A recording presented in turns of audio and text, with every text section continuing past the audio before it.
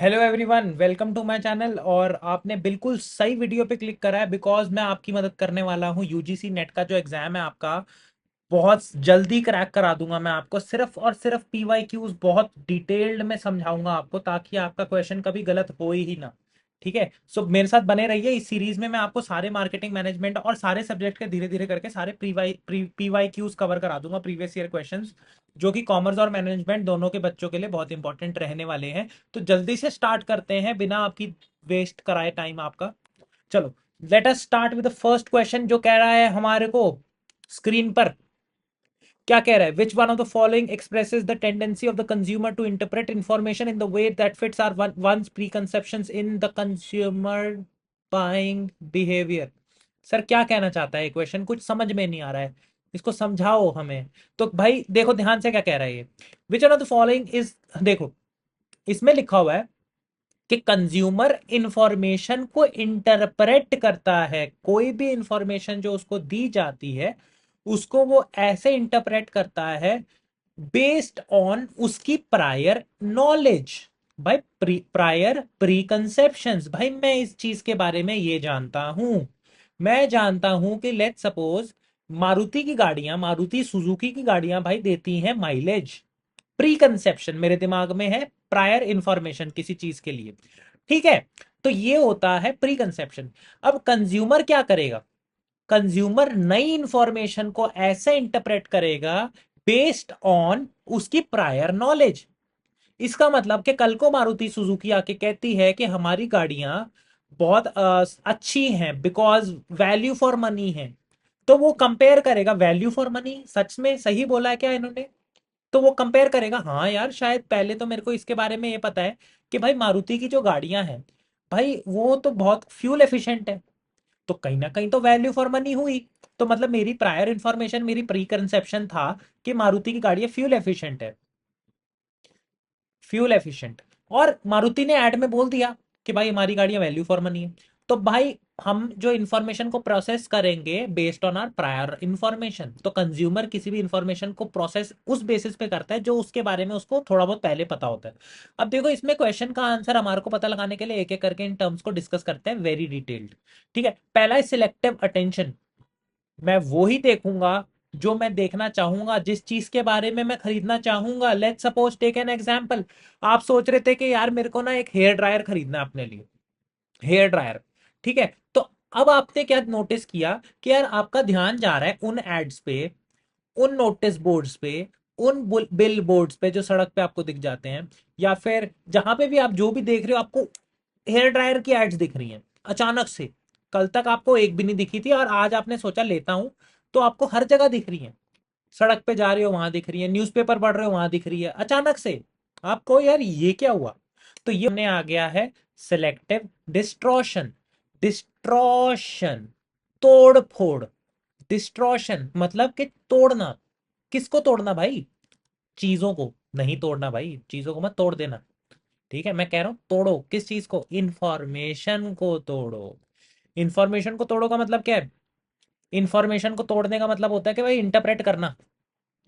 ठीक है, चीजों को तोड़ने का मतलब होता है कि कोई चीज ना समझ में आ रही हो तो उसको तोड़ दो, मतलब उसको प्रोसेस करो, उसको समझो कि क्या कहना चाह रहा है। ठीक है, थर्ड वाले पे चलते हैं पहले, फिर वापस आएंगे सेकंड पे। Retention, selective retention. मैं सिर्फ उन चीजों को रिटेन करूंगा अपने दिमाग में, उन चीजों को लंबे समय तक याद रखूंगा जो मेरे इंटरेस्ट की हैं। ठीक है, अब मैं एग्जांपल देता हूं। मेरे को दो ऐड दिखाओ आप, एक फेयर एंड लवली की दिखाओ, एक मेरे को दिखाओ आफ्टर शेविंग जेल की। अब मैं रिटेन रखूंगा अपने दिमाग में आफ्टर शेविंग जेल, क्योंकि भाई मेरे को जरूरत पड़ेगी यार। मेरे को फेयर एंड लवली का मेरा क्या काम? मेरा तो कोई काम नहीं है फेयर एंड लवली, मेरे को कोई फर्क भी नहीं पड़ता मैं काला हूं या गोरा हूं। ठीक है, बट आफ्टर शेविंग जेल हाँ यार मेरे को चाहिए होता है यार, तो मैं रिटेन करके रखूंगा यार। जेलेट कंपनी का बहुत अच्छा है, ठीक है, जेलेट वाला लूंगा मैं। ठीक है, तो ये रिटेन मैं वही याद रखूंगा जो मेरे मतलब की चीज है, बनना गई। चलो, सबलिमिनल परसेप्शन। सबलिमिनल परसेप्शन ये क्या होता है? सबलिमिनल परसेप्शन का मतलब बच्चों यहाँ पर किसी भी चीज को दिलो दिमाग में बसा लेना, बस इसको इतना ही बोलते हैं। दिलो दिमाग में बसाने का मतलब यहाँ पे होता है कि भाई ऐसी जगह पे दिमाग के कोने में इस जगह पे फिट हो गई वो चीज कि आपको जन्मों जन्मों तक याद रहेगी। इस जन्म नहीं, अगले जन्मों तक याद रहेगी कि भाई मैंने सुना था एग्जाम्पल लेते हैं यहाँ पे, सुना वुना छोड़ो, एग्जाम्पल लो। एग्जाम्पल लेते हैं यहाँ पे। क्या आपने किसी को कभी बोला मैं टूथपेस्ट करके आया हूँ?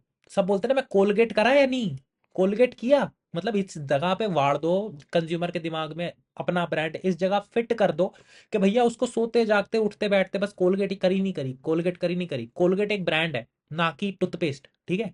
तो टूथपेस्ट की जगह हम क्या बोलते हैं, कोलगेट। तो दैट इज सबलिमिनल परसेप्शन। तो अब क्वेश्चन का आंसर आपको मिल चुका है बच्चों, आपने बता दिया मेरे को सही आंसर है second, correct, that is right. कि भाई इंफॉर्मेशन को इंटरप्रेट करेगा based on our prior information. Selective distortion का मतलब मैंने बताया तोड़फोड़ करना इंफॉर्मेशन की। तो भैया इसका आंसर हो गया सेकंड। ठीक है, चलो आगे चलते हैं।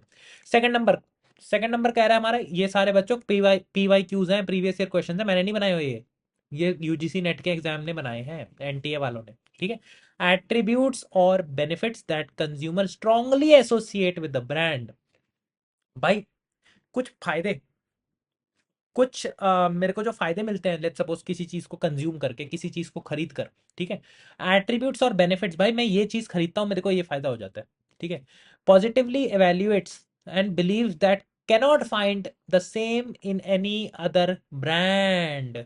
भैया अगर मैं ये कंपनी का प्रोडक्ट लेता हूं तो मेरे को जो इसका बेनिफिट है वो कोई और कंपनी दे ही नहीं सकती। मैं लिख के दे सकता हूँ कि भाई अगर मैं इस कंपनी का ये प्रोडक्ट लेता हूं तो इस कंपनी का कंपैरिजन ही नहीं है भाई इस चीज में, ठीक है। मारुति का लेते हैं एग्जांपल, आपका फेवरेट है कि भाई मारुति से बढ़िया वैल्यू फॉर मनी गाड़ी हो ही नहीं सकती, इतने माइलेज देती है, इतना कम पेट्रोल पीती है, भाई बहुत बढ़िया, मजा आ गया। तो ये हो गया इसका पॉइंट ऑफ। अभी हम देखते हैं कौन सा पॉइंट है, अभी देखते हैं, इतने सारे पॉइंट दे रखे हैं यहाँ पे, मैं आंसर नहीं बताने वाला अभी, ठीक है। अब देखो यहाँ पे हमारे पास पहला ऑप्शन है कि भाई कंज्यूमर कहता है हाँ competitive point of parity. Competitive मतलब देखो, पॉइंट ऑफ पैरिटी को समझने से पहले हम पैरिटी का मतलब समझते हैं। बेटा पैरिटी का मतलब होता है सिमिलैरिटी, सिमिलर, कि भाई आप इस कंपनी का खरीदो या उस कंपनी का खरीदो, कोलगेट यूज करो या पेप्सोडेंट यूज करो या दंतकांति यूज करो, ठीक है। या फिर लेट्स सपोज गाड़ी ले लो। भाई गाड़ी का मेन काम क्या होता है, एक जगह से दूसरी जगह ले जाना। मारुति में चले जाओ, टाटा में चले जाओ, महिंद्रा में चले जाओ, या स्कोडा में चले जाओ, पॉइंट ऑफ पैरिटी। सारी गाड़ियों का काम है भाई एक जगह से दूसरी जगह ले जाना, पॉइंट ऑफ पैरिटी, सिमिलैरिटी, ठीक है। अब देखो point of parity, competitive point of parity मतलब मेरे और मेरे कॉम्पिटिटर्स के बीच में क्या क्या सिमिलैरिटीज हैं, तो वो तो भैया हो गया हमारा point of parity. Relational point of parity तो भैया आपको कंफ्यूज करने के लिए दिया है, ऐसा कुछ होता नहीं है, ठीक है। कोरिलेशनल पॉइंट ऑफ पैरिटी, अब देखो यहाँ पे ना कोरिलेशन मैं बताता हूँ यहाँ पे क्या मतलब है, सेम है लगभग 1 और 3 ऑलमोस्ट सेम है, ठीक है। पर यहाँ पर क्या डिफरेंस हुआ आपको समझना बहुत जरूरी है। अब देखो बच्चों सोच रहे हो यार सर आप क्या घुमा रहे हो यार, सीधा सीधा बताओ ना, इसका ए है बी है सी है डी है, क्या कर रहे हो आप? भाई बच्चों ध्यान से सुनो मेरी बात, यूजीसी नेट का पेपर है ये, कोई छोले भटूरे की दुकान नहीं है जो सेम बना के दे देंगे वो, ठीक है। आपसे पहले वाले भी को कस्टमर को भी सेम छोला भटूरा, आपके लिए भी सेम। ये है भैया यूजीसी नेट का एग्जाम, इसमें जो क्वेश्चन दे दिया उसके जो ऑप्शंस रिपीट हो सकते हैं, पर क्वेश्चन कभी रिपीट नहीं होने वाला। वरना हर कोई जो छोले भटूरे बना रहा है वो भी ना नेट क्लियर होता है ना, तो कुछ तो डिफरेंस होना चाहिए ना उसके में और आप में। तो भैया यही है कि भाई एक एक पॉइंट मेरा सुनना बहुत जरूरी है आपके लिए अगर पास होना है तो, ठीक है। अब वापस आते हैं, कोरिलेशनल पॉइंट ऑफ पैरिटी का मतलब यहाँ पे हो गया कि भाई मेरे को पता है मेरी कंपनी भी सेम चीज बना रही है, आपकी कंपनी भी सेम चीज बना रही है, बट मेरा मकसद क्या है? मेरा मकसद है यहाँ पर ये पता लगाना कि जो चीज मेरे को आती है वो चीज आपको भी आती है, तो भाई लेकिन मेरा क्यों खरीदेंगे लोग? वाई? भाई मेरे को इस चीज पे और एक्सेल करना है, मेरे को पता है मैं इसमें अच्छा हूँ वो भी अच्छा है, बट मेरे को उससे भी अच्छा होने की कोशिश करनी है। That is why company does correlational point of parity analysis, देखने की कोशिश करती है कि कहाँ पे मैं अच्छा बन सकता हूँ और इंप्रूव कर सकता हूँ। अब आता है भैया point of difference. Point of difference का मतलब मैं कहाँ पे अलग हूँ इससे, मैं क्या इसको दे रहा हूँ जो इसकी वजह से ही मेरे पास आएगा ही आएगा, ठीक है। अब देखो यहाँ पे हमारा बहुत सुंदर सा एग्जांपल मैं आपको देता हूँ मैकडॉनल्ड्स का और सबवे का। भाई मेरे को भूख लगी है, फटाफट कुछ खाना खाना है, मेरे को बहुत तेज भूख लगी है, मेरे को खाना चाहिए दबा के, ठीक है। अब इस केस में मैं क्या करूंगा, इस केस में मैं जाऊंगा भाई मैकडॉनल्ड्स के पास भी जा सकता हूँ, सबवे के पास भी जा सकता हूँ, दोनों के बीच में सिमिलैरिटी क्या हुई, दोनों देते फास्ट फूड। इमीडिएट भाई 2 मिनट में बना दे के दे देगा आपको बर्गर, 2 मिनट में सबवे दे देगा आपको, फटाफट पूछेगा भैया ये डालूं ये डालूं ये डालूं, फटाफट तैयार। ये हो गया इनके बीच में point of POP, point of parity, similarity. ठीक है। और अब कोई बच्चा होता है, कोई स्टूडेंट होता है, कोई कहता है यार कि मैं मैगडी वैगडी यार, बर्गर खाओ तुम, बस मोटे होते रहो, ठीक है, कुछ मत करो अपने जीवन में, मोटे होते रहो। लेकिन एक क्या कहेगा बच्चा कि भाई सबवे खाना चाहिए ना, मोटा ही क्यों होना है, सबवे तो हेल्दी होता है, उसमें पत्ते वत्ते डाल के देते हैं वो, ठीक है, लेटस वेटस क्या क्या होता है वो, ठीक है, तो वो डाल के देते हैं, तो सबवे खाते हैं, तो सिमिलैरिटी हो गई भाई, दोनों को देते हैं फास्ट फूड, डिफरेंस हो गया भाई कि हेल्दी फास्ट फूड, ठीक है, हेल्दी फास्ट फूड, और मैकडोनल्ड्स देता है जंक फूड, ठीक है। तो ये हो गया हमारा डिफरेंस। तो इसका देखो आंसर क्या मिल गया कि भाई मेरे को पता है कि ये सिर्फ ये सबवे ही दे सकता है मेरे को, क्या, हेल्दी फास्ट फूड, ठीक है। तो इसका भी मतलब क्या हो गया, पॉइंट ऑफ डिफरेंस। क्वेश्चन देखो फिर से पढ़ देता हूं कि मैं मानता हूं कि एट्रीब्यूट्स और benefits that consumer strongly associate with a brand, मेरे को पता है कि भाई सबवे में जो खाना देगा वो बहुत फ्रेश बना के देगा और हेल्दी होगा, positively evaluates and believes that it cannot find it the same thing in any other brand। भाई मेरे को पता है कि सबवे से ज्यादा अच्छा मेरे लिए कुछ नहीं, ठीक है, तो डिफरेंस हुआ वो। अब देखो क्वेश्चन नंबर 3 हमारा कहता है भाई विच one of the following represent penetrated market, penetrated market, penetrated, penetrated का मतलब क्या हुआ कि भाई जो मार्केट को, जिसको हमने, जिस पे काम किया है, मेहनत की है, उसको हमने उसको कन्वर्ट करने की कोशिश की है, कंज्यूमर बनाने की कोशिश की है, ठीक है, तो पेनिट्रेट मतलब हमने उस पे काम किया है, उस बंदे पे हमने काम किया है, फोकस किया है उस कस्टमर पे या उस टारगेट कंज्यूमर पे, the part of the qualified available market that consumer decides to pursue. अब देखो इसका नाम क्या होता है, यहाँ पे क्या कह रहा है कि part of the qualified, qualified available market that the company decides to pursue, भाई वो वाली मार्केट जो मैं कल को चाहूंगा, जिसको मैं टारगेट करूं, जो आप लोग पढ़ोगे मार्केटिंग में, आपने शायद पढ़ा भी होगा मार्केटिंग सेगमेंटेशन, जहां पे हम डिसाइड करेंगे कि मैं जो प्रोडक्ट बना रहा हूँ वो इस पर्टिकुलर कंज्यूमर ग्रुप के लिए है, मतलब यानी इस एज ग्रुप के लिए है, इस जेंडर के लिए है, मेल्स के लिए है, फीमेल्स के लिए है, या 50+ लोगों के लिए है, 20+ लोगों के लिए है, 18+ लोगों के लिए, 12 साल के बच्चों के लिए, किसके लिए। तो इसका मतलब क्या होगा कि part of the qualified available market company decides to pursue, भाई ये मेरा हो गया टारगेट मार्केट। तो ये गलत हो गया क्योंकि पेनिट्रेटेड मार्केट कुछ और होता है, टारगेट मार्केट का बता रखा है इसमें। Set of consumer who are already buying the company's products, वो कंज्यूमर जो हमारा प्रोडक्ट पहले से ही खरीद रहे हैं, तो भैया वही तो है हमारे पेनिट्रेटेड, जिस पे हमने काम किया, मैंने अभी थोड़ी देर पहले बताया था, जिस पे हमने काम किया है, हमने काम किया है, जिस पे हमने फोकस किया है, तो वो हमारा हो गया पेनिट्रेटेड मार्केट। तीसरा हो गया हमारा, ये आंसर सही है लेकिन हमारे को और भी डिस्कस करने हैं, मेरे साथ रुके रहो, ठीक है। The set of consumers who have interest, income and access to a particular offer. अब सेट ऑफ कंज्यूमर, वो कंज्यूमर्स जिनके पास या तो इंटरेस्ट है, उनको मन कर रहा है खरीदने का, या उनके पास इनकम है कि भाई वो खरीद सकते हैं, और या फिर उनके पास एक्सेस है कि भाई हाँ मतलब मैं इसको चाहूंगा, कल को मेरे पास ऑफर भी है, मैं खरीदना चाहूंगा तो खरीद भी सकता हूँ। तो भाई वो एलिजिबल कंज्यूमर जो प्रोडक्ट नहीं जिन्होंने खरीदा बट वो खरीदने के योग्य हैं, उनके पास पैसा भी है और उनके पास इंटरेस्ट भी है, इनकम भी है, एक्सेस भी है, वो खरीदने का चाहें तो खरीद भी सकते हैं। तो ये हो गया हमारा अवेलेबल मार्केट। ठीक है बच्चों, समझ गए। अब चलते हैं लास्ट वाले पे, लास्ट वाला हमारा कह रहा है the set of consumers that a sufficient level of interest in the market offer. भाई मेरे को ना आपके प्रोडक्ट में थोड़ा थोड़ा इंटरेस्ट है, मैं चाहता हूं कि ये प्रोडक्ट मैं आज नहीं तो कल, कभी ना कभी तो खरीदूं, तो वो हो जाएगा हमारा पोटेंशियल। पोटेंशियल क्या हो गया बच्चों, मार्केट, मतलब मेरा इंटरेस्ट है, भले मेरे पास पैसा ना हो, मेरे पास पैसा ना हो खरीदने का, बट मेरा पोटेंशियल है, मेरा मन है खरीदने का, मेरा हो गया वो पोटेंशियल मार्केट। और जब पोटेंशियल वालों के पास पैसा भी आ जाता है तो बन जाता है वो अवेलेबल मार्केट। क्लियर है। Let's proceed to the next one. अगला क्वेश्चन क्या कह रहा है हमारे को, देखो ध्यान से। Match the following, list two with list one को मैच करो। देखते हैं, हम करके देखते हैं मैच कैसे होगा। पहला दे रखा है हमारे को ऑप्शन लिस्ट वन में, कंपोनेंट्स ऑफ होलिस्टिक मार्केटिंग। और इधर दे रखा है हमारे को, देखो होलिस्टिक मार्केटिंग के अंदर ना चार कॉन्सेप्ट्स होते हैं। पहला है internal marketing, integrated marketing, performance marketing, और चौथा है रिलेशनशिप मार्केटिंग। अब इनको मैच करना है हमारे को इनके की कॉन्स्टिट्यूएंट्स या फिर डायमेंशन से। ठीक है, तो पहला हमारे पास है यहाँ पे इंटरनल मार्केटिंग। इंटरनल मार्केटिंग क्या होगा? इंटरनल यानी कि हम अपने कंपनी के within, within the organisation, यहां पे लिख लेता हूं मैं with in organisation, ORG।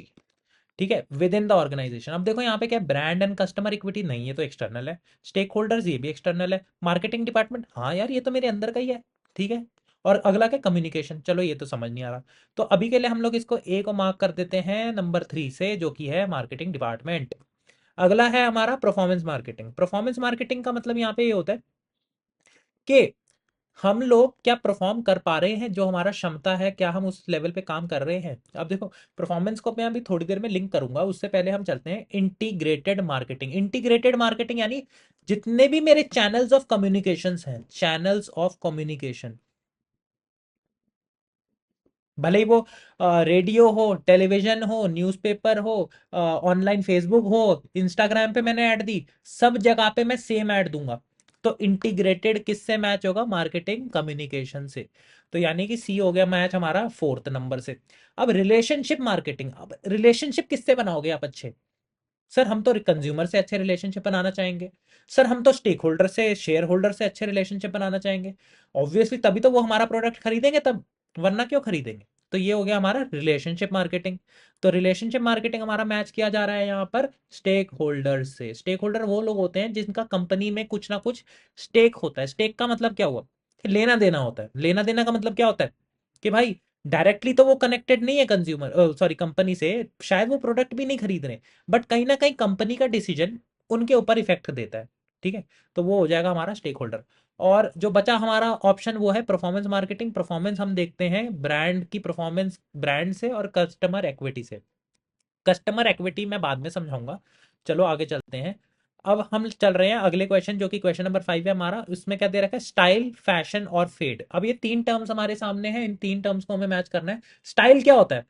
Fashion क्या होता है? फेड क्या होता है?